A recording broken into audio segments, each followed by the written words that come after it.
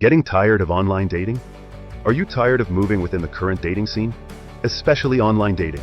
Seems like over and over we share our lives and our life stories with basically complete strangers we know little about, only to see the relationship die before it even got started. You are not alone.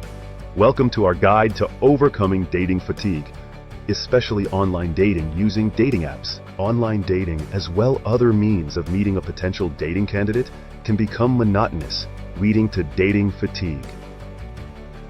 Dating fatigue Sometimes is I just feel emotional so exhaustion tired. from repeated app use, failed connections, ghosting, and pressure to find the one. It's common among those in their late 20s and early 30s, navigating career, identity, and emotional growth.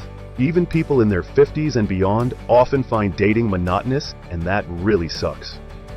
You might start viewing dating from a tunnel perspective, or developing mental or emotional tunnel vision, losing perspective, only seeing what supports your current belief, being unable or unwilling to consider new information. You may ignore all the green flags and end connections over a minor red flag. Every interaction seems to begin and end the same way. The conversations seem to be the same, as well as the initial first meeting or date. We tell out life's story to so many potential dating candidates, believing this may be the one, and the connection becomes a bust. Yet, it seems to be the best or only option available to find your person or the one. You may have reached a point where you unknowingly start sabotaging relationships before they can even develop into something. Conversations and initial meetings can feel identical, yet dating apps often appear to be the only viable option. While talking to a potential date, you find yourself sighing and rolling your eyes on the other end of the phone. Most of your dating choices are just scrolling on your phone, glancing quickly at photos, and only stopping if the picture catches your attention. Perhaps the focus is too heavily on this singular aspect, overshadowing a person's true qualities. Decisions are often made based on perceived imperfections rather than appreciating genuine qualities. Looks only without reading the content. We will address this later. Here are some practical tips to help you overcome dating fatigue, avoid the pitfalls in dating, and perhaps develop a true connection. First, give yourself permission to be free from all past dating experiences, whether they were full of promise or ended poorly. What's done is done, and here you are, still open to finding connection.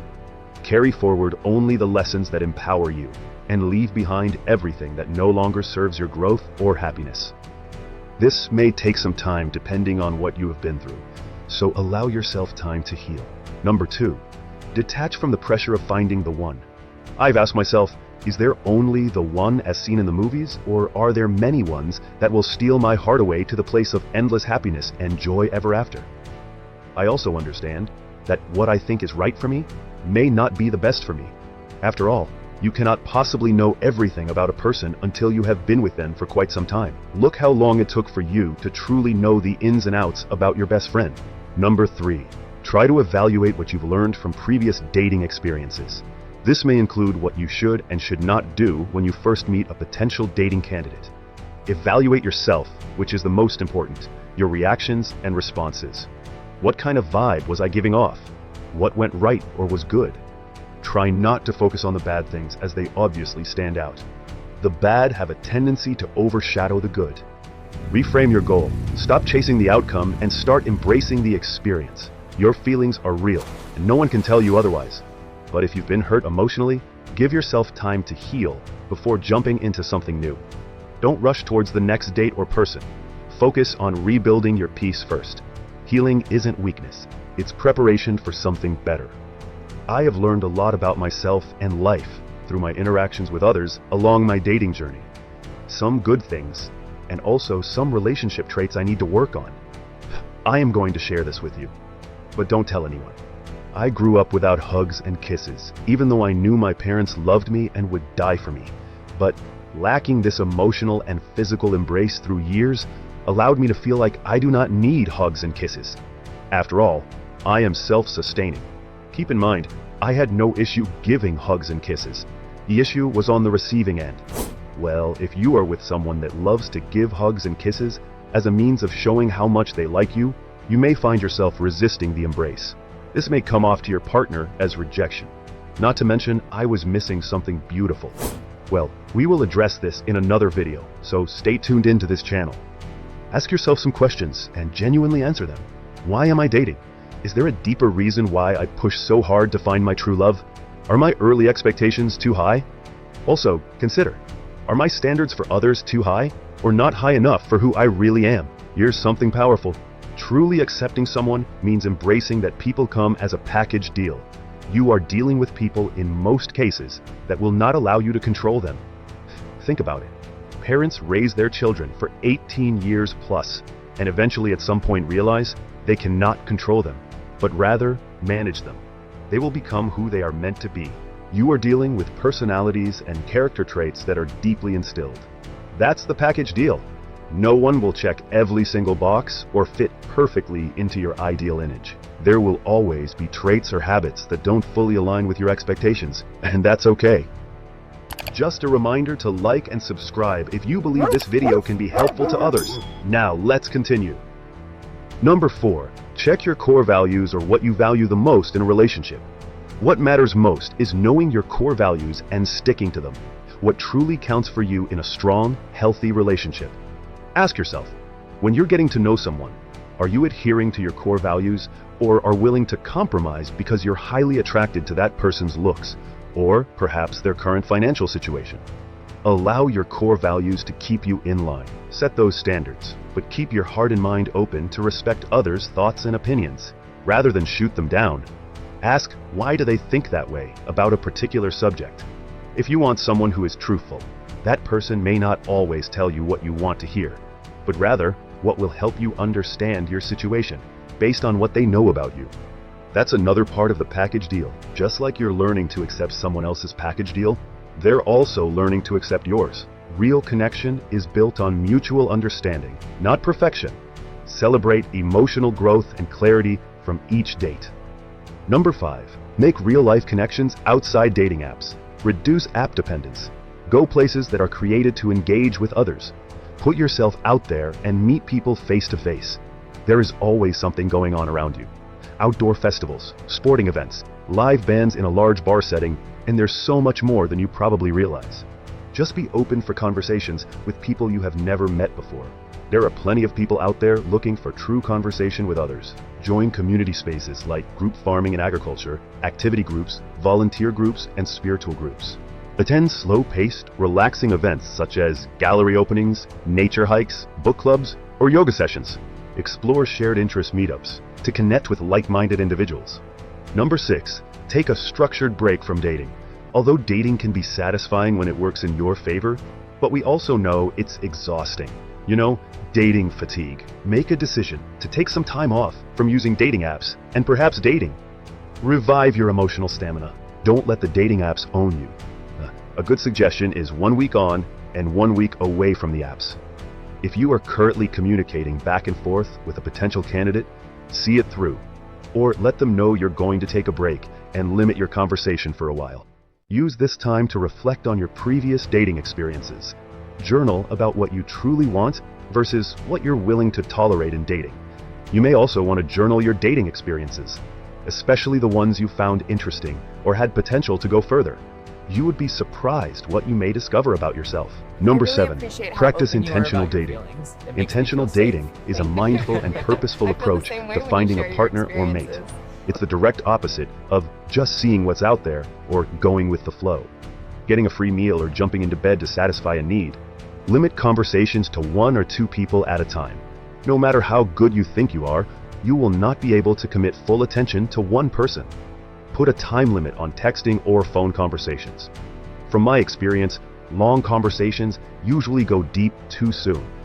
This is usually when disagreements occur that end in bad feelings or misunderstandings, simply because you may not truly know why a person thinks or sees things a certain way. Ask specific questions early. Are you married or currently in a serious relationship? Such as, what motivates you the most right now? What angers or frustrates you the most? How did you grow up? Are you married or currently in a serious relationship? Do you have young children? Get people to talk about their childhood experiences. Less talk, more active listening. Politely but firmly exit connections that don't feel aligned with your goals. Don't stick around when you already know it's not going to work. you're wasting your time as well as the other person. Number 8. Set clear boundaries or rules when it comes to using dating apps and how you communicate on them. If not, you may find yourself randomly communicating back and forth via text within the app, never truly establishing a meeting time. Lay out some expectations as it concerns communicating back and forth. When it came to revisiting a dating app, it may take me several days later. This was bad because I often found myself apologizing for my absence or failure to respond quickly. In some case, the other person lost energy and the connection was lost. If the other person has caught your interest, you may want to suggest moving communication from the dating app to your actual phone. Decide when it's time to stop communicating through the dating app and either meet up or end the connection. At some point, take your conversations off the phone and make them real. Meet face-to-face if you can, or use a live video platform like FaceTime, Google Meet, Zoom, WhatsApp, Teams, Messenger, or even Skype.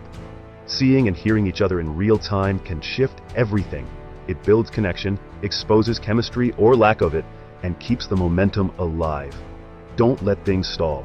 Keep the energy moving forward. Finally, advocate for a healthier dating culture.